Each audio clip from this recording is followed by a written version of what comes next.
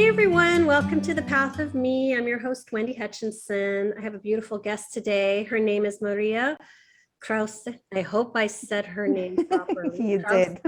She's German, half German anyway. She's an incredible entrepreneur. She's the CEO and founder of Unchain Your Inner Strength, which has so many platforms. She's got a podcast, she's got an online magazine, publishing company, and now an online clothing store. This woman's unstoppable. I can't wait to share her story. Welcome, Maria. Thank you so much, Wendy. I'm so excited. You know what is it? Having a podcast, I always forget to book other people and go into other people's podcasts. So when I get invited, I get so excited. I'm like, yay, I get to be on the other side. You get to tell your story, you know? Yeah. Well, especially with such a beautiful co-host as yourself. I'm really, really excited about this. Thank you. Well, let's get started. Let's talk a little bit about, your upbringing. I know you moved a little bit. You're German. You were born in Germany, right? No, I was actually born in the Philippines. My mom is from the Philippines. My dad was German. Bless him, he passed away a couple of years ago. And they met in the Philippines. They both love to travel. They both absolutely love it. But they met in the Philippines, and that's where I was created. And we moved from there. We moved to Germany, then Italy. My sister was born in Italy, and then we moved to the south of Argentina. So that was mid-80s, we moved here into the south of Argentina. And when we moved to a very rural area, a farm that I remember as a kid, you wouldn't see a house for miles and miles. So it was like there was nothing, it was just silent. So were you educated at home, or did you just commute to school, or? I did get homeschool at the beginning because of the language. I spoke our first language. Well, we spoke Italian and we spoke German. So we had to learn the language. We had to learn Spanish.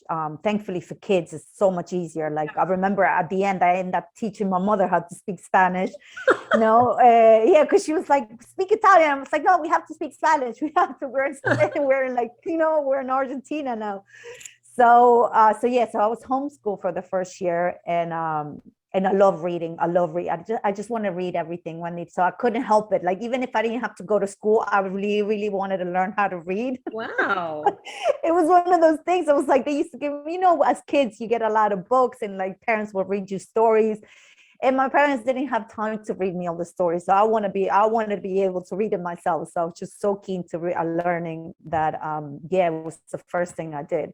Remember, she taught me how to read and write. The numbers were completely different. My threes were like E's, they were all sideways. You got it all sorted out in the end. It's all good. Now you're publishing I'm not sure about that. So I think you figured it out. My numbers are still messed up. No. So it sounds like you were definitely a citizen of the world. You've traveled. You're multilingual. You've had quite a journey. Tell me a little bit about some of the kind of major points in your life where you found yourself pivoting, or that have been really impactful in creating who you are today. You're such a powerhouse. And I know that doesn't come without struggle and really having to figure out who you are and why you're here. But it's, I'm going to say this for the listeners as well. When you hear from someone else telling you that, it's just it's so beautiful, because you can actually see what you're doing. Sometimes we get so stuck in the things that we can't achieve, or the things we haven't achieved yet, that we forget all the amazing things that we have done. So for somebody to say it out loud, like Wendy just did, it's like, oh, okay, no, I actually did. I do have accomplished a lot. But, as you said, with all those accomplishments, it came a lot of lessons behind it. And I was mentioning to you, and obviously I think this is the first time I'm going to share this as openly as I'm sharing it today. But as I said, I grew up in a rural area. So by the time I turned 17, I finished high school a year previous than everybody else. I was just, because I was a very fast learner. So I just wanted to get out of here. It was basically, I was just living in the middle of nowhere. I wanted to move to the big city. I was into, concerts, music. I wanted to see it all. And I had that thing that my parents had, that I want to travel the world. So I moved to Buenos Aires when I was 18, then to Berlin. I moved with my father. After that, I think shortly after, came back to Argentina and then moved to New York City. And I was 21 then. And it was just like, oh my God, it was like, those things that you see on TV and it's like the movies that you see when you're a kid. And I was like, oh my God, New York. And I couldn't believe it. I had saved for a whole entire year. And this is how good I saved. This is how, and you see this, the traits of entrepreneur were already coming through. I You were born with it. You were born with those seeds of greatness. Absolutely, because I was so determined of going back to New York that I had work. I remember working 2 different jobs, at the age of 21. I saved every penny of it. And I stopped myself. I was like, I wouldn't buy myself clothes. I wouldn't go out, although all my friends were out partying, like, you're 21, oh, come on, let's go to the club. And I'm like, no, I don't want to. I have to save and I have to go to work the next day. So that was basically my life for a whole year. But I did it. I moved to New York and it was just like, it just blew my mind. It was just like one of those cities I always wanted to be in, and it's just like all the clubs and like, and I was a very sociable butterfly. So I got to meet a lot of people, got into a lot of clubs for free, skipping the line. It's like, oh my God, this little girl from like the middle of nowhere in Argentina, and suddenly, walking through the VIP section. So that's what I see now when people, they sell you like, the bags and the diamonds and all this and that. And I was like, my definition of success is very different now because I lived through all that, and for me, it was great at that age, it's like, it's everything I ever wanted. 21, that's like winning the lottery, right? Yeah. To have that experience in New York City. What were you doing? Were you going to school or working or? No, because my parents always spoke English to one another. English was always in the family, so I didn't have to learn the language. So I had a very heavy Spanish accent, but obviously it kind of went away after the years. But I was working. I remember going to this beautiful, she was half Irish and half Italian in this Irish pub downtown. And I remember going there with my broken English and I was like, I really need a job. This is one thing. The money I had saved for a whole year in Argentina was pennies in New York. Right. I didn't count on that. You forgot about that part. I completely forgot about that. I was like, adjustments. Oh, absolutely. I'm like the rent, the transportation, going out for a drink. I was like, oh my God, I'm gonna have to look for a job. So this lady was beautiful enough that she was like, look, it was Thanksgiving. So she was stuck. She really needed someone. And I was like, I really need work.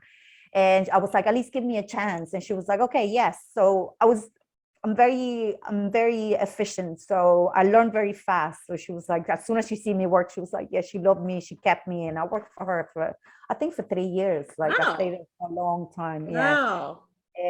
Yeah, she was beautiful. But yeah, and all that, it was like, it was the party. Now all the things I couldn't do in the whole year of saving.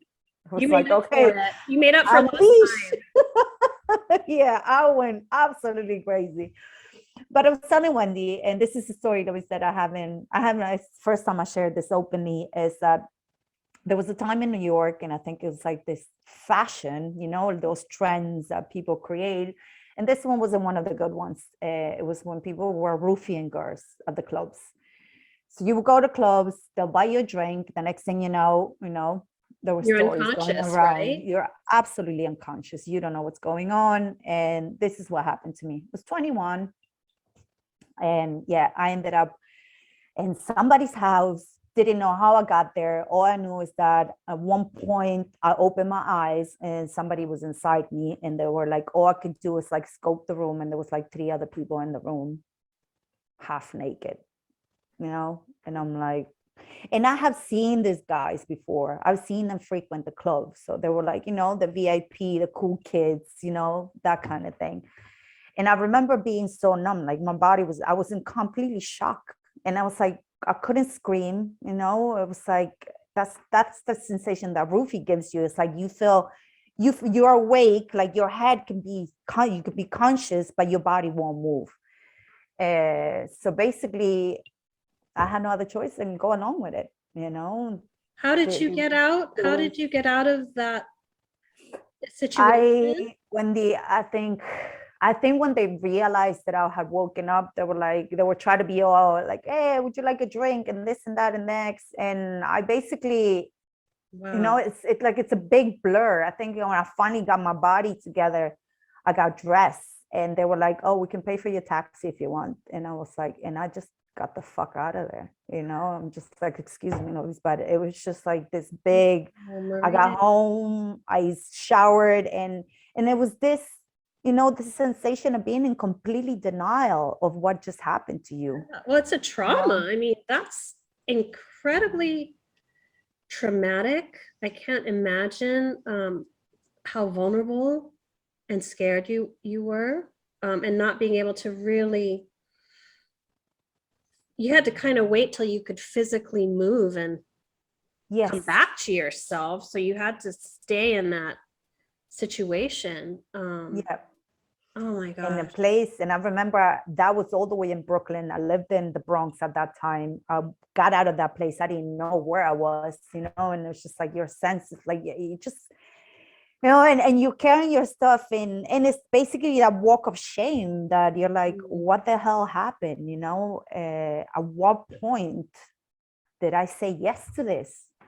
And I think we're Which you talking didn't. You about, didn't say I never yes did. because they Yeah. drugged you and Hmm. then they assaulted you. So Exactly. that was So, not about you consenting, but at the same time, what do you do with that knowing, right? How do you process that experience because it's so painful and it it's so vulnerable for you. yeah, well, I didn't process it. I didn't. My way of coping with it was from that age, 21, until my late 40s, completely blacking out, drinking, doing drugs, like self-destruction at its best. It was like sort of like transporting, that was me without the heroin, but like, any other drug I will do. And it was just a way of thinking, like, if I didn't remember, because I will black out no matter what. And I was like, if I didn't remember, that never happened to me then. That was my thinking. I created this, that only last year, when I finally was able to write my story, I realized that was a way of defense mechanism that I created for myself. And a lot of people that go through abuse and traumas like these ones, they do have that. They completely 100%. block this. And it's totally, we were talking about this, how addiction, people think that it's some sort of character flaw or it's some sort of, people don't have, I'm trying to think of the word, it's just escaping, self-control, right? Mm-hmm. Or whatever. When really, I believe it, honestly, I believe addiction is about unhealed trauma. It's about emotionally coping with unhealed trauma in the only way that's socially acceptable, right? Mm-hmm. Partying, doing drugs, whatever. And the byproduct is, like you're saying, not having to actually acknowledge or feel or own inexperience. That was very painful to you. Yeah, but especially that I am so thankful and so glad that women are raising their voice now, and these things are coming to light. And, Wendy, that we're not carrying the shame, because a lot of us, at that, we're talking 2000, this happened to me in early 2000. So basically somebody turned around, or any of my friends would have been like, oh, what were you wearing? Were you showing your cleavage, or your skirt was too short? As if it or was this and like that. you invited the rape. Exactly. And that's what society always made us feel, that this is we have to be the one that has to be careful.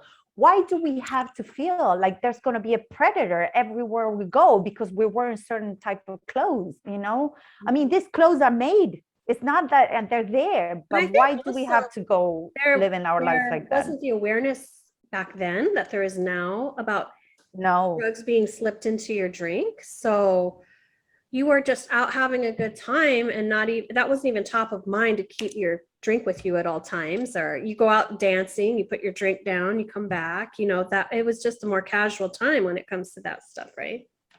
Yeah. But though I think ever since then, it's like people have been more careful with, these things that with having somebody buy us a drink or, watch when they go to the bar and things like that. Mhm. But for the fact that that is out there, I mean, it's like, what kind of society we live in that we have to be worried about these things,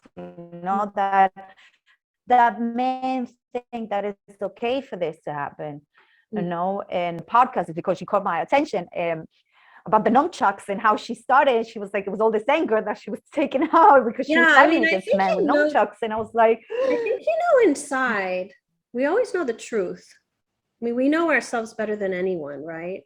So we know that there's anger in there or shame. Maybe we won't label it as shame, but we'll know that we have some deep emotions that we're not dealing with, right?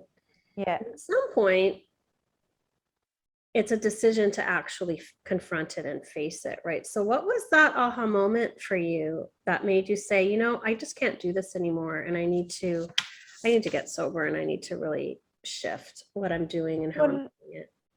It kind of went on stages, like when I went, because all this obviously led to not only self-destruction, but the constant need of wanting to be loved, but sleeping around thinking that was the only thing I had to offer, because I'm like, okay, well, sex is the only thing apparently I'm good for, but, and that became my belief.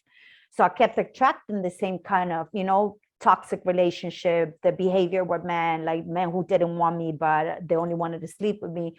And until I finally got into a relationship when I was 36, and I was like, okay, this is it, this the love of my life and all this. And when I got with him, part of me, my intuition physically, it was telling me like, no, run away, but there was the other part that was so wounded and so in need of being loved or being seen that I fell for it. That trumped your intuition. Yeah. That's when I was like, this is the last time you won't listen to her. I'm like, I'm done. But that behavior continued for me, and I had somebody to do it. So we were connected by this trauma, him with his own traumas and mine with mine. So basically we were like through trauma, which I think a lot of people do, right? There's this strong connection through trauma. Yeah. But also at the same time, there's this really unhealthy, combustible volatility that comes with that when everybody absolutely trauma to the table in that kind of intense emotional relationship, right? Absolutely. But that's what happened. So that happened, and then I believe everything that we cannot manifest verbally, or we don't want to see, our body start sending the signs.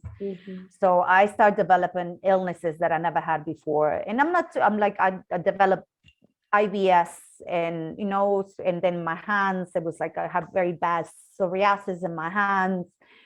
So, and I battled depression at the same time. So, and then it was like all those, it was a lot. It was all that energy suppressed and manifesting physically, right? I really believe our bodies are the carriers of our energy, right? That's the container. And so if our energy is not processing and flowing through, and we're not healing, it is going to show up in all of those ways. But we're not really trained to think about it like that, right? We're like, I got to go to the doctor and get this fixed.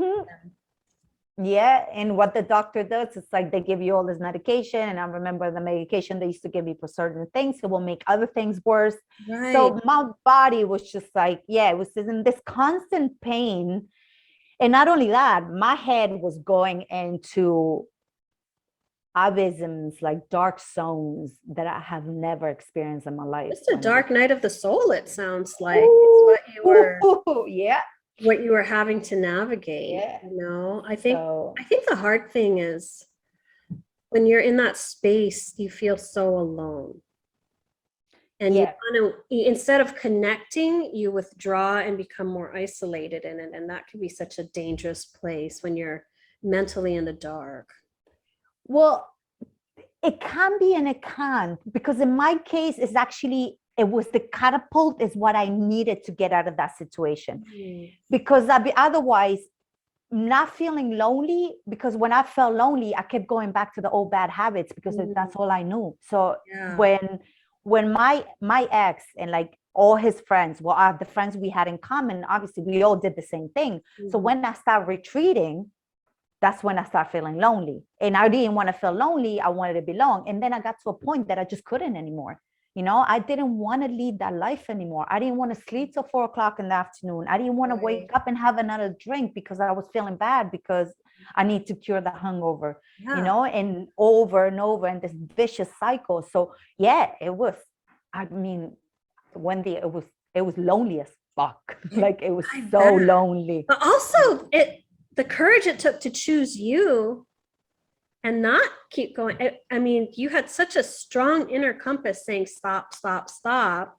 And the courage it took to pull yourself back from your comfort zone, that's huge. I mean, I honor you for having that knowing and then being able to do it. I mean, that's huge. Yeah, I think I have to say it was the voices in my head. I just couldn't anymore. I couldn't take it, you know. How did you break it off, or how did you get out of that situation? I left. I left Ireland and moved to Argentina for 6 months. And I was like, I need to get away from this. Like I did it gradually. Like first I was in college at the same time. So college was taking a lot of me, and it was like my last year, you know, so it was like as soon as I graduated, when I didn't graduate, I handed my last dissertation and I was like, okay, that's it. I changed jobs. Just before that, because I needed time to study, I changed jobs. I was kind of slowly moving away from the relationship.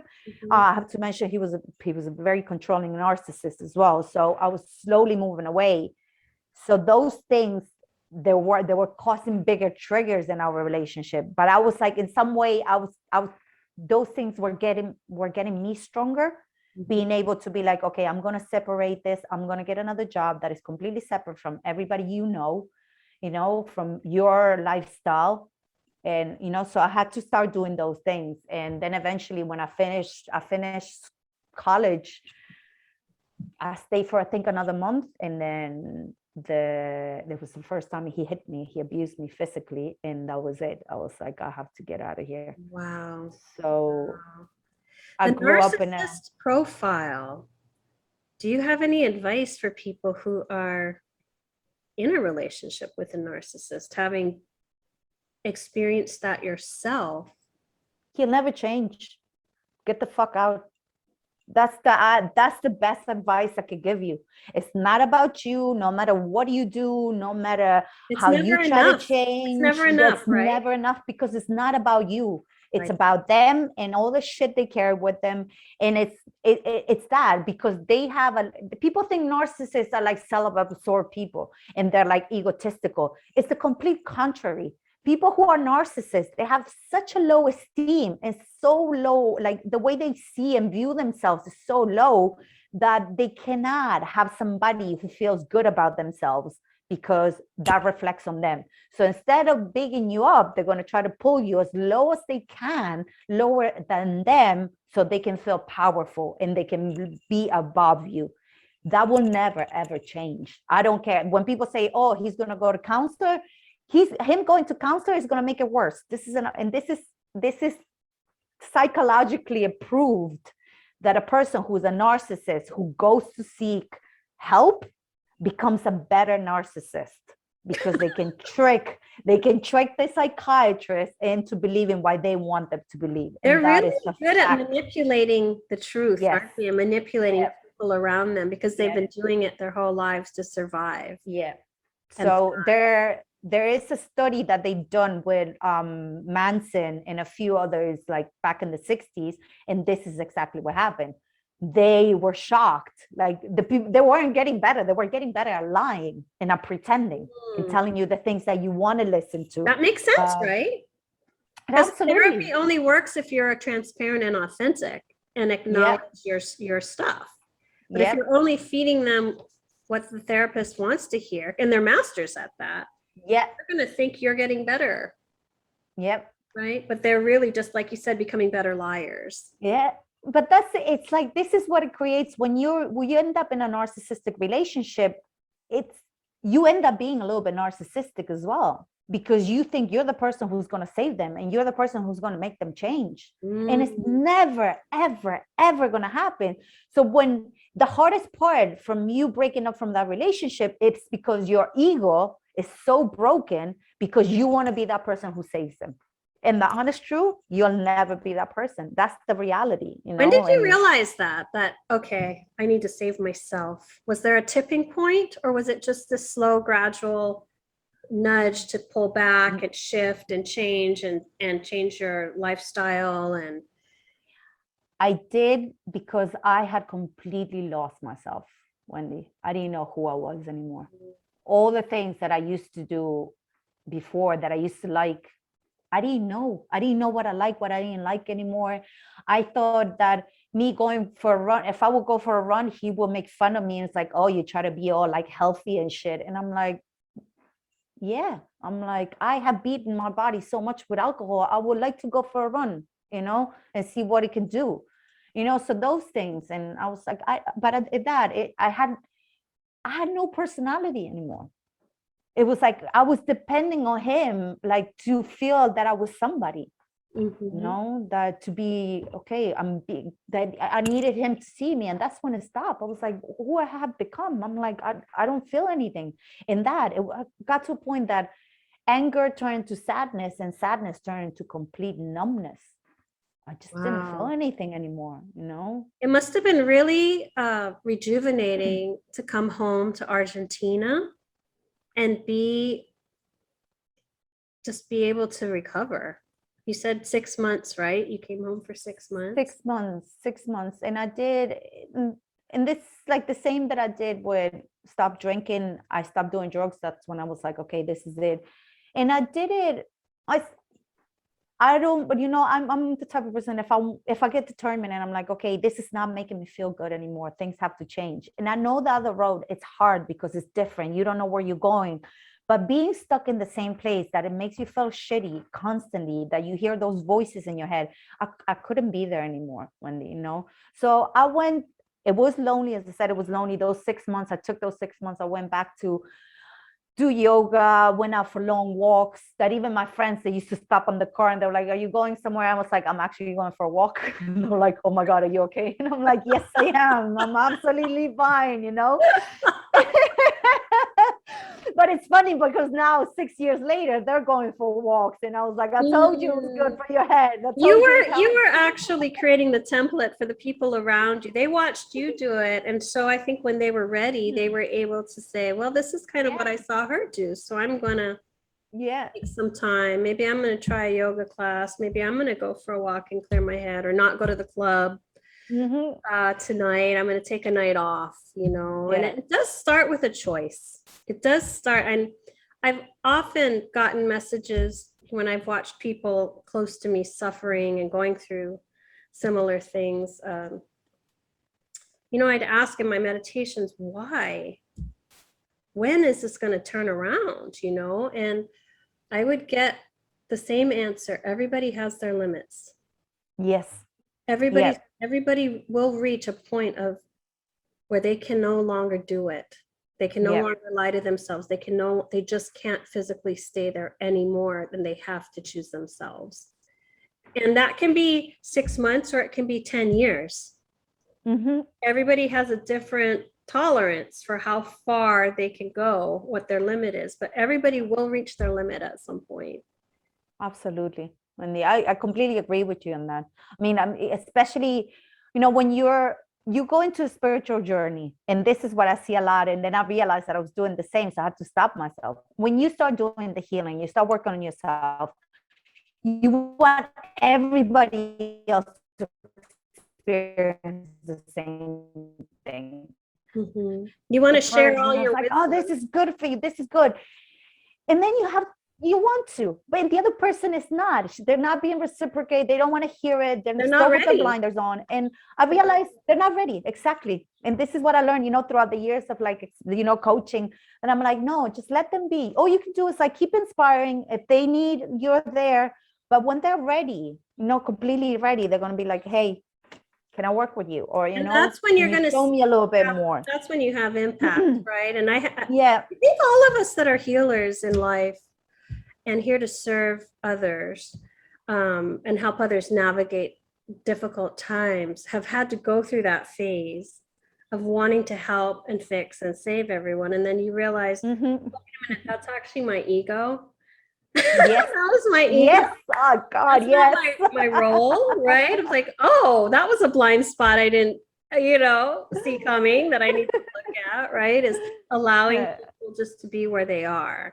And also the realization that was really helpful to me was to know not everybody's going to the same place we are. No. People are going to stop at different, way stations, and that's maybe where they're going to peak for themselves, and that's where they want to be. So who am I to try to keep pulling them up? There's a lot of resistance if I'm taking them to places that they don't feel they want to be, so yeah. After but it's the same, sure, it's the same way if they try to do that to you, I had a friend for years that she used to tell me, like, you should do this, you should do that, you should do that. And I'm like, oh, all I could hear was this, bah, bah, bah, bah, bah. And then when I started doing it, I was like, I'm sorry, but she knew it. She was like, I knew eventually you were going to start doing work, because she was like, you're good, you have a good heart, but like you went through she could see your potential. Yeah. She was frustrated because she's like, come on, Maria. I see you. I know who you are. What are you doing? And you just weren't ready. But sometimes you plant those seeds and they bloom later. But right? This is the same. When you ask me what happened, she was the friend that came and picked me up when he beat me up for the first time. That she was like, pack your bag, grab whatever you can, come stay with me. And she had seen it. She had known me for about 10 years. And she was like, I can't recognize you. I know you're there somewhere inside, but she was like, I cannot recognize you. Like, this is not you. And that had stayed with me. And I was like, yeah, it's me. And I used to get so angry. And she was like, no, it's not. She was like, I'm telling you, I know you, And sometimes the truth is so hard to hear. And the only people who can speak it are people who love you so much that they're willing for you to hate them or turn away from them because they're speaking the truth and you don't want to hear it. Those are the people who really love you, right? Yeah. So yeah. Thank goodness for her. I'll be forever grateful to her. Like, yeah, forever grateful. Like she's like my sister. It's like and we have that relationship, like sisters fight, and it's like, oh, and it's like, I love you, I love you. So, yeah. But I'm so glad you had that, and I'm so glad that you had the inner knowing and the strength to just shift and completely change your life. So I want to talk a little bit about your work. You're such a passionate, inspiring woman. You're an entrepreneur. You love empowering women to find their way back to themselves. And you're doing it in such a powerful way with your mentoring and coaching, and your writing. You're an international best-selling author. I'm so inspired by the work you're putting out in the world. I want to acknowledge and thank you for being such a leader. And I'm blushing. I'm actually blushing. But really, we need people like you who are bringing all your visions to life without questioning. You're always moving forward and creating. And now this clothing line, I mean, I don't know how you fit it all into your life, but you're just amazing. Tell me how that started, creating your company Unchain Your Inner Strength, and what was the inspiration for it? Oh gosh, when I hired my first coach, I remember, when you first start, and it's like, you're like, oh, I want to know everything. You do whatever they tell you. And I'm like, yeah. And I remember she was like, would you be, she was like, if I was you, I would start a podcast. She was like, I just started mine. It's going to really kick off. And it's like, you get to meet people from all over the world and blah, blah. I had no idea what I was doing in the podcast. Like, you know, I remember my first podcast, I had like this 10 questions and it was like very well curated. And it was like, they better be answering like as it goes, because if not, they're going to mess it all up. You want to be all this perfection. No, oh no, Wendy, I'm a Virgo. With like Virgo, I'm like whole Virgo. So I'm like, oh my God. So imagine like what perfection is for me. And I'm like, oh my God, if it doesn't come out right the way I want. But you know, as you go into this journey, you realize that that doesn't exist. You can't. And I remember it was like, it was my first time I did the podcast. I was so nervous. Then I did the second one, and halfway through the second one, I knew her better. Like I knew her from like a course. So I was like, oh my God. I was like, Larissa, let's just like throw away this questionnaire. I was like, I can't do this. She was like, yes. She was like, you better off. I was like, I know you can ask questions, like, and you get more relaxed. And I was like, so ever since then, that's how it started. So that's initially was Soul Sisters Universe. And after a while, I changed it to Unchain Your Strength. I wanted something stronger. I wanted something that it was more from, you know, from within. And that's how I got that name. And the magazine came after. The magazine, you're gonna love this story, Wendy.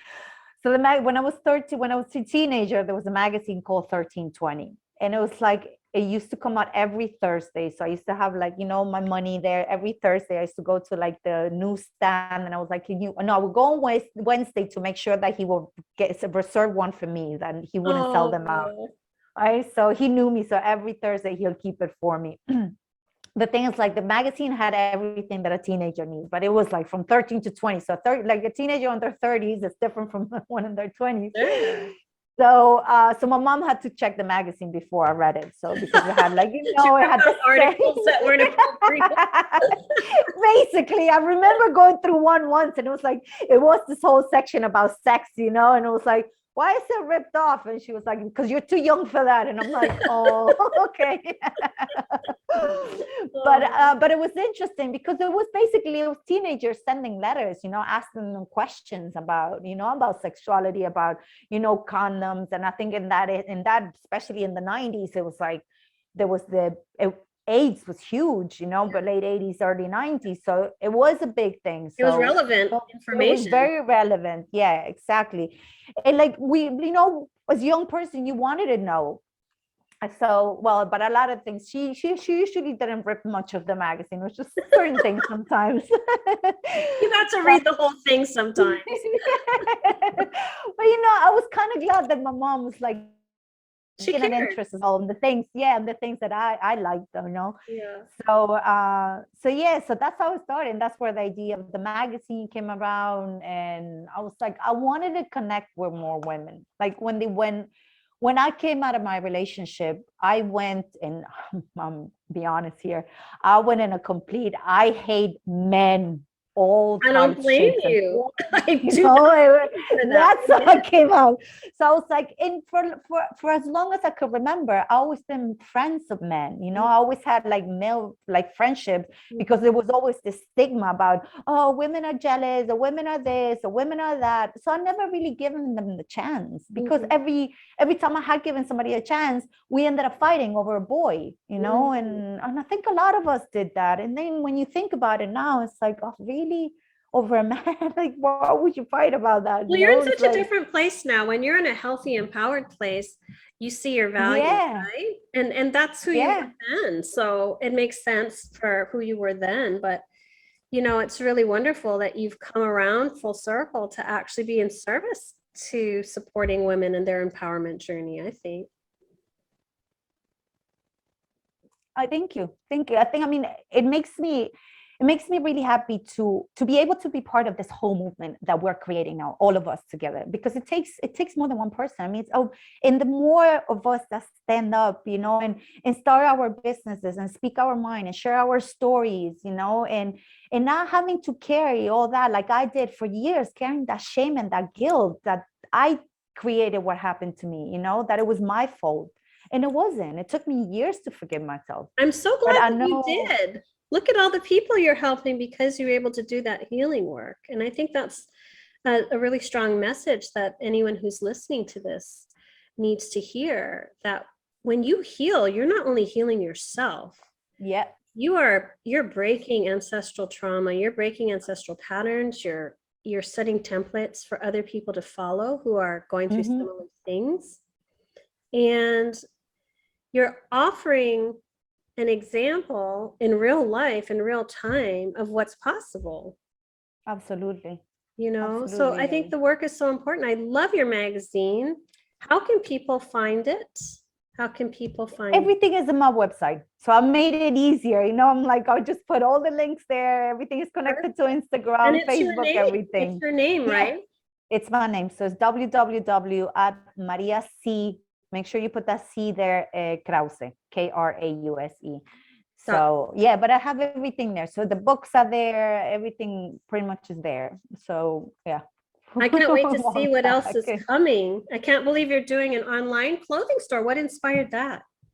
I wear a lot of gym stuff, Wendy. I'm like, I live in gym gear, and I'm like, I couldn't find the patterns that I like. The simplicity, and that's what it was. It's mostly because it was like, oh, it was black, or it was this color, and I was like, I wanted a little bit more variety.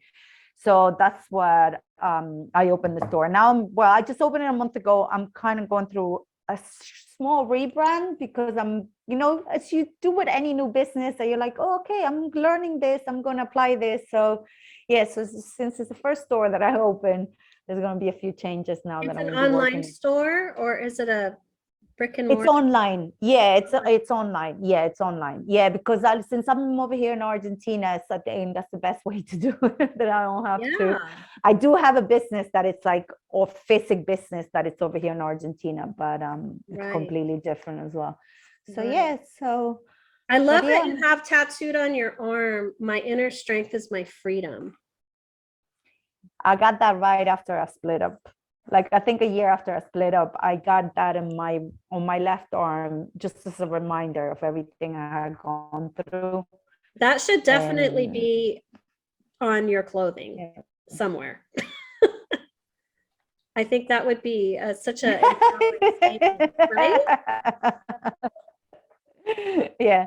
Well, I'm working on doing those t-shirts, but yeah, it was just one of those things, and I was like, shoot, sometimes we were saying that earlier when you said like all the things that I was doing. It's like sometimes we take for granted, that we are where we are, and even if we are grateful and give our gratitude, sometimes there's always that little voice in our head that we should go for more, we should do more, and we forget about the things that are important, being here, being healthy, being happy, doing what you love. I think that's priceless. Totally. It's just, and I also think it's so hard for us to see ourselves. Yeah. We don't see ourselves the way other people see us. We're just doing what we do, and it feels so organic and it feels so normal, and you don't really think you're impacting anybody, but you do it because you love it and you're passionate about it, and your soul is pulling you forward, and you have to do it, because to deny that would be denying yourself, right? And it's important, I think, for all of us to step back and sometimes really honor how far we've come and who we are in this world. Yeah. Really acknowledge it and own it and claim it. Absolutely. Well, what I had the other day, and this is a complaint I shouldn't be doing, no? Well, I was telling my friend, I was like, oh my God, I have like so much time in my hand. I don't know, Wendy, I don't know how I manage everything. I just schedule my stuff in a way that they work. But I do have a lot of time in my hands. And he was like, why don't you just enjoy it? And I was like, I know I shouldn't complain about this. I was like, I spend most of my life like working, working for others as well, working a job that I hated, waiting for that moment to get home so I can do nothing. And now that I can actually do it, I'm like, oh, okay, I'm just going to enjoy it. I'm just going to learn how to enjoy this. You have to learn how to actually enjoy time in your life, because I think we're programmed to hustle and strive and chase, and we're not programmed in a way that allows us to feel worthy or accomplished if we're not doing those things. But that's because we're always saying, but there's this thing that you can't take time back as well. But what if you want to enjoy your time doing whatever, just going for a walk, or just sitting there reading a book, or anything that doesn't have to lead to this big production or or action. Just a non-action sometimes. It's I like think it's the just most learning rewarding how to be thing. present with yourself Mm, is such a gift, because I find that that's when all the information comes in for me. yeah, When I'm walking my dog, I get all kinds of intuitive information and downloads. And when I'm doing nothing, I'm really doing something. I'm really tuned into myself. And when I'm aligned with myself and my higher consciousness and intuition, that's the most powerful yeah, time for me in terms of creating and knowing. And it's not in the doing, it's in the being that I'm most powerful, I feel. absolutely. Yeah, You yeah, know, absolutely. Well, now that you mention it, because every time I get those moments, I'm like, oh, okay, I could do this. And it's not that I'm thinking about it, it just comes up. Like you said, it's like this aha moments that you get here and there just by not doing anything. yeah. So you're Like being actually there. you're Yeah. actually creating space to tune in deeper to your intuition when Mm, you stop. yeah. Yeah, no, And it's we have to I learn how to love. stop, right? Without guilt. But this is the thing, because lately I've been having this thing that I'm like, I really don't want to spend that much time in social media. I've gotten to a point in my life now that I'm like, no, there's something in this, I've gone through the whole, oh, I'm procrastinating, is it this, is it that? And I'm like, no, there's a time now that I want to spend listening to myself without having to get all this constant information in my head, that it's like, okay, and whatever decision I make, it comes from me, not from like an influence from something else from the outside, And yeah, it's been a little bit challenging, I have to say, but every time I try to go into social media, it's like it's pushing me away. So It's I'm going to like, get yeah, okay. easier. It's going to get easier for you. I wanted to ask, you just celebrated your sobriety. Yay, a year. 1 year Yay. sober. Congratulations. I want to Thank you, acknowledge gorgeous. acknowledge you. What's it been like for you to have this clarity? Physically, mentally, emotionally? How has that impacted you in your life, your business, just in general? When those voices, those doubts, they're kind of, not that they're not there. Well, the voices are gone, but those doubts and those things that you keep questioning yourself sometimes, and I can see them from a different perspective, and I don't get sucked deep down that rabbit hole thinking that it's me, right? And that for me, it's huge, because when I was drinking, I felt like I was taking I'm an empath as well. And Yeah, that like drinking, it enhanced this thing that I made everything about myself, that if I made a mistake, if I pissed somebody else off, if it's like, so everything I made it that it was my fault, right? So being able to be sober, I could see things in a different perspective, that, for instance, really truly seeing that we all different, and that certain things that I carry with me, like a doubts or beliefs or anything like that, now I can see more clearly that they're not mine, and I have given them back. Now I've wrapped them up, not physically given them back, but I've wrapped them up, and I'm like, they're going to stay there. But those things that I think when we drink, our senses, we're much more sensitive, and we're much more reactive at things, because there's somewhere deep inside we feel a little bit guilty because we have got drunk, that, oh, especially, I'm talking in my case, because I would say always like, oh, tomorrow I won't drink, and then I will drink again. then you So feel part bad of about me, it, right? yeah. So for me, it got to the point when I was waiting. I did a pros and cons. I'll be absolutely honest. I did the pros and cons, and I was like, well, this is not working for me anymore. Everything that's coming from drinking is not working for me anymore. It's causing this. I'm causing like to have arguments with people, and not only because I'm an empath, I will get an argument with somebody, and although it was their fault, I will take responsibility of it, and I will go as a good Virgo that I am, and I will go and try to work on myself again, and that's the thing. So I went on this circle, and I was driving myself insane, Wendy. Yeah. I was driving myself insane. I was taking too much responsibility of like, I thought it was completely broken at one stage. Energetic boundaries is so huge, because then you start to separate what's yours and what's not yours. Yes. You Yeah. can, like you said, give it back energetically and not have to take on everybody's suffering and dysfunction and, Yes. all of it. And it's so freeing. You're like, oh my gosh, I'm a different person. Yes. None of that was mine to begin with, Exactly. And I have, in one way, like I have my mother and my sister, they're very honest. So that when I want to say something, they'll say it. And sometimes they don't measure the consequences, you know?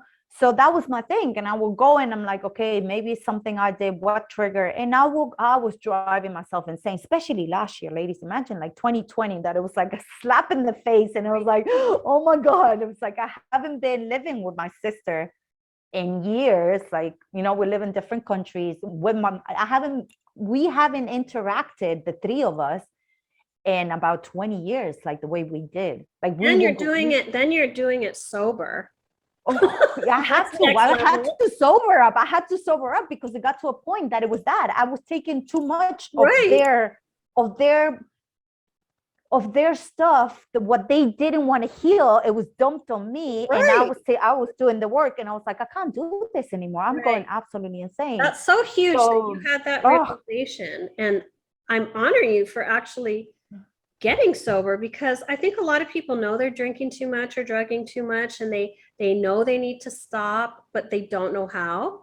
And so that can be really challenging to actually commit and do it. When it took me, I think this is the fourth time that I tried in 4 years, and this was finally the one that stuck, you know. And same, like I think 4 months later I stopped smoking as well, and it was one of those things that I was like, the next day I didn't go through nicotine or any of that stuff. I was like, okay, this is it. I smoke because I was drinking. I was like, I don't drink anymore. We're gonna stop smoking. There's no reason whatsoever to keep going with this, you know. And that was it. And that was, you know, but as the story that I told you, ladies, before, it was realizing that's, for me, that was what caused all this, you know, domino effect of like self-destruction. So once I was able to open up about that story, about, you know, healing, about letting go of shame and the guilt that carried that story, because I realized that's the story that triggered it. And I was like, okay, I'm okay with it now. That story holds so much 20 years ago. That story holds so much power, and it drives our behavior in all aspects of our lives. And we're attached to a story that's not true. We hold this story, and it defines us, and it drives us, and it shapes us. And it's a false belief, and it's a false story. That's the thing, is people need to really sit with themselves and go, wow, is this really true about me? What I'm saying to myself, what I believe about myself. And that moment when I was able to say, no, that's not true. I'm not a failure. I'm not less than. I'm not falling short. Why have I lived my whole life believing this and then trying to compensate? With perfectionism, with hustling, beating myself up mentally 24/7 because I'm not good enough. When I realized I'm basing my whole life on a false truth, then everything changed, because you're like, wow, I don't need to hold that anymore. Absolutely. Yeah. But that's it. I mean, but it's interesting how one story can change the whole transcript of your whole life, you know, like you change your whole life completely. Like you said, you find your freedom. You find your freedom when you can find the real truth about who you are and why you're here, and tap into your inner strength and unleash that with confidence and walk through the world as your authentic self and not give a shit what anyone else thinks about it, and just claim yourself and own yourself. That is the moment everything in your life changes. Yep. It's beautiful though. I have to say, like, you know, it's like, it kind of feels like when you were a kid and you were just like, you were going to tell your friend's mom, I don't like you, and they just run off and go play. It kind of feels that way. It's so freeing. It's so freeing, and you don't care because you're living your best life. You're doing you, and that's what we're here to do, is to be ourselves. We're not here to be imitations of somebody else we're watching or be who our moms think we should be. We're here to be ourselves. And that's very important that you said that. I mean, like, my biggest trauma also was like with the way, you know, with my mother, it was that, like, living up to the standards. That's why I was saying, like, you know, what my definition of success is now is completely different, but I had to create it for myself, because her definition of success is like, you have to have the house, you have to have this, you have to have that. And I'm like, no, my definition of success was always like traveling. I want to meet people, you know, always had very good jobs, but I always had jobs that I can leave and get a new one. I didn't want to get stuck in a place for a long time. But that was for me, that was my success for me, you know. And but I think blaming ourselves requires that we disappoint the people that we love. I had to be willing to disappoint my mom. I had to be willing to disappoint everybody around me who thought I should live my life a certain way and, you know, be in a corporate job, and I should, you know, follow these rules and paradigms and live in this box that I didn't belong in.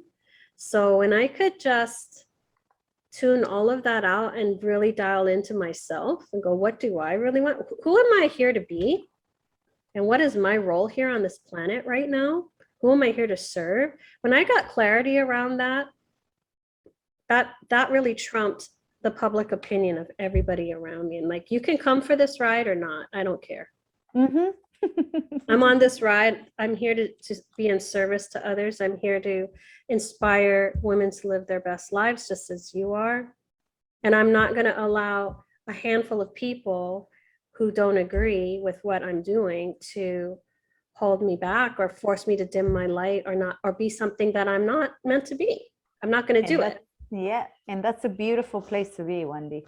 That is a beautiful place to be. It's the other day, because I was telling a friend of mine, I was like, I got in a little argue about misogynist over in TikTok, no? And it was going, and I woke up the next day and I was like, they were still going on this thread. And I was like, calling me all kinds of names, right? wow. So my friend was like, oh my God, you shouldn't allow that toxicity into your life. Like, it's going to make you feel bad. And I was like, no, I was like, I have got to a point in my life that I could care less about their comments. You know, I don't need their approval. These people have a very different, I mean, yeah, it might sting a little bit because we're human, but that doesn't in any means necessary. I'm gonna retract what I said, or I'm gonna say like, oh no, you're right, because to make you feel better, you know. I was just like, usually at that point you just stop talking because you'll never convince them. No, you will never. You will never. So it's like, okay, you can have your opinion, and I'm done with this conversation. Yeah. But it was really what I said. I was like, I just stated my opinion. That was it, you know. But I was just like, I think somebody went to check my profile, and they were like, and you call yourself a spiritual mentor, you're being so negative. And I was like, you know what why? I love about that is the people who are being triggered don't realize the trigger is their work. Yes. They feel like they know better. But you see, as we go higher and we gain higher perspective and expanded consciousness, we're able to really see with clarity. We know what's ours and what's not. Yep. They haven't reached that point yet to understand that their triggers are their work. So if you're being emotionally triggered, then that's when you go in and do your inner work. You don't throw up on everybody or fight or you know, get hostile. But that's the thing. I mean, at the end of the day, I think that's part of, it's part of being human. It's part of the beauty as well. Because if I will hang out, and this is what toxicity, this positive toxicity, that everybody hangs around people that tell you yes all the time, and they all agree with your stuff, and they all big. I'm like, no, I know. Like, when it doesn't give me room to grow. You know, it doesn't get, for me personally, like that's just the person I am. Well, I think you have a really good inner compass. I don't think you need public opinion to drive your growth at this point. I mean, that might have been true before, but I think you have a real clear sense of who you are, why you're here. And I would love for you, as we wrap this up, to share what tools or what thing really helped you in your darkest times to pivot and shift. Ooh, and I know you probably hear this from most of our coaches like me though, but journaling. Wendy, I have to say, like, that's what I used when I was a kid, when I was in my teenage days. That also, I know as a teenager, I went through dark moments. I used to lock myself in the room and listen to Ozzy Osbourne. Really go really heavy metal. you know, headbanging the whole thing. And then I would listen to a very lovely song by Whitney Houston, but I had to get the rage out first. But, you know, journal. I remember having my diary, and I wouldn't say it was literally journaling, but I used to write a lot of poetry, and I used to write about like stories, like short stories. And some of the stories, I remember a friend of mine used them as songs. And so it was a lot of writing for me. And that's what really helped me channel my emotions, try to understand them, you know, try to see them in a different perspective as well. Because especially trying to understand, I don't know, when you're a teenager, you're angry, and I don't know why you're angry. You know, it's like trying to understand why you're angry, why you just want to, you know, bash your head against the wall. I don't know. But I understood that. I understood it because my parents were going through a divorce. And although Yeah, you I had was some pretending definite it didn't affect triggers me. that were Yeah, happening in your life that were kind of it's an upheaval and a shift, and there's hmm, uncertainty. Most of it is fear, I think.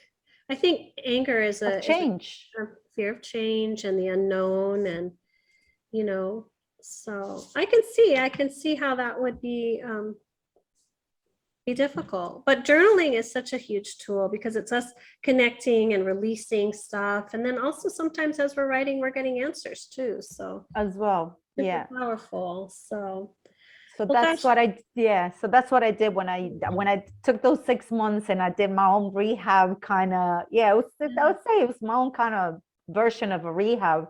I did that. It was I love journaling. I that you went were back able to to writing. carve that space and time out of your life and made yourself a priority. That's so important.